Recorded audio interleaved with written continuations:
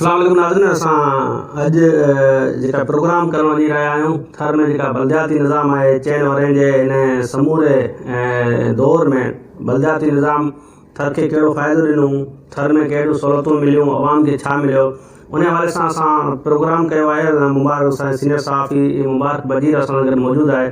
समूरी सूरत हाल जो जाइज़ो वठण जे लाइ असां मुबारक वज़ीर सां ॻाल्हि ॿोल कंदासीं त हू हिन बलदियाती निज़ाम खे कीअं ॾिसनि था, थर में छा कम थिया आहिनि, न आहिनि, छा कहिड़ी सूरत हाल आहे ऐं हू हाणे जेका से कहिड़ो निज़ाम थर में अचणु खपे ऐं त जीअं अवाम खे फ़ाइदो थिए।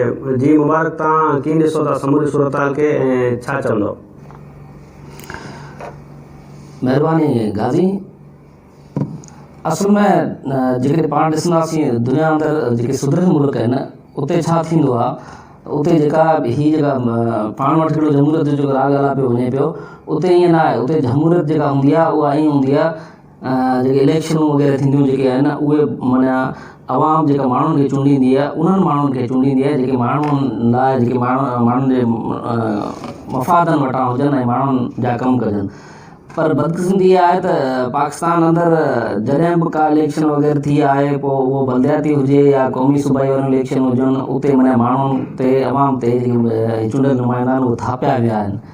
ऐं बदिले में थियो इहो आहे त जेको माण्हुनि खे कोई बि माना उन्हनि जो को कमुकार को उन्हनि माण्हुनि जा जेके मफ़ाद आहिनि, माण्हुनि जा इज्तिमाही जेके मफ़ाद आहिनि या मसाइला आहिनि जेके इज्तिमाही, उहे हल न थी सघिया आहिनि। असां वटि थरपारकर ज़िले में जी ॻाल्हि पाण कंदासीं त सॼे सिंध अंदरि साॻी जो बलदियाती वारो निज़ाम आहे उहो लागू कयो वियो आहे।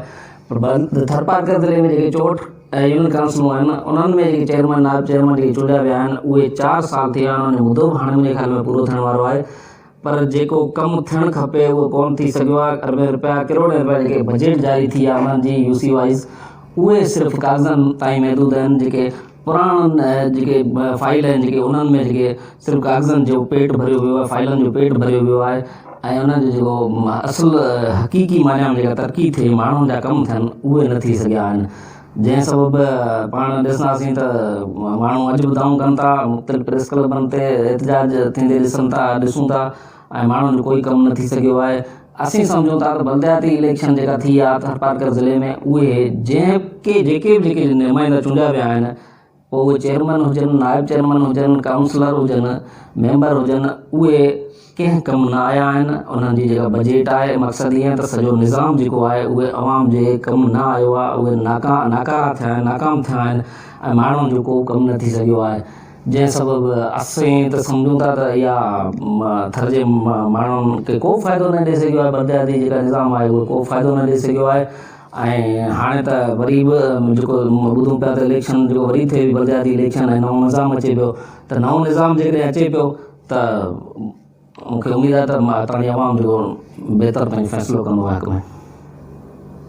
जी नाज़रीन, तव्हां सीनियर सहाफ़ी मुबारक वज़ीर जी ॻाल्हि ॿोल ॿुधी। हिन वक़्तु असां सां वीडियो लिंक ते मौजूदु आहे जेका अदीब आहे AD वज़ीर, समाजी अॻवान बि आहे। उन खां बि असां पुछंदासीं न ही समूरी जेका सूरत हाल आहे बलदियाती निज़ाम खां सवाइ बि जेके थरपारकर जेके मसइला आहिनि उन्हनि खे। जी AD, तव्हां मुंहिंजो आवाज़ु ॿुधो पिया? छा सूरत हाल जेका थरपारकर जी आहे तव्हांखे कीअं लॻे थी? बलदियाती निज़ाम जे हवाले सां छा चवंदो तव्हां? जी गाज़ी, महिरबानी। ओवरऑल जेकॾहिं डिस्ट्रिक्ट सिर्फ़ु थरपारकर खे ॾिसूं बलदियाती निज़ाम खे, त हू उनजो जेको अरसो आहे उन दौरान को ख़ासि अवाम खे लाभ ॾेई न सघियो आहे। सवाइ थरपारकर जे हिकिड़े मिठी शहर खां अलावा तव्हां वेंदो यूसी सतह ते ॾिसंदो त जेके बि माण्हू चूंडिजी आया आहिनि उन्हनि में वधि खां वधि हिकिड़ो पासो कमज़ोर आहे, उहो आहे अहलियत जो। अहलियत जे बुनियाद ते हू चूंडी न आया आहिनि, छो त उन्हनि कम में कमु करण जी उहा अहलियत ई न हूंदी जॾहिं माण्हू अबुल न हूंदो त। सो उन खां ॾिसिजे त जेके बि उन्हनि जूं बजटूं आहिनि उनखे उन सुठे नमूने सां यूटिलाइज़ न करे सघिया आहिनि, अवाम ताईं उन्हनि जो को बि फ़ाइदो न पहुतो आहे। असां नंढिड़ो हिकिड़ो मिसाल वठंदासीं सिर्फ़ु इस्लाम कोट शहर जो, त हुनजी इस्लाम कोट तइलके जी सिर्फ़ु जेका आहे उहा टाउन कमेटी जी बजट उहा बि हिकिड़ी सिर्फ़ु मख़सूस ब्लाक ताईं महदूद कई वई आहे उनखे। त उन मां अंदाज़ो लॻो तव्हांजो यूसी सतह ते जेके हेठि आहे उहो सिस्टम कीअं हूंदो सिर्फ़ु। छो ऐं आउं सिर्फ़ु इहो चवंदुसि त हीउ बलदियाती निज़ाम जेको आहे उहो को ख़ासि माना अवाम खे फ़ाइदो हेठि सतह ते न ॾेई सघियो अञा।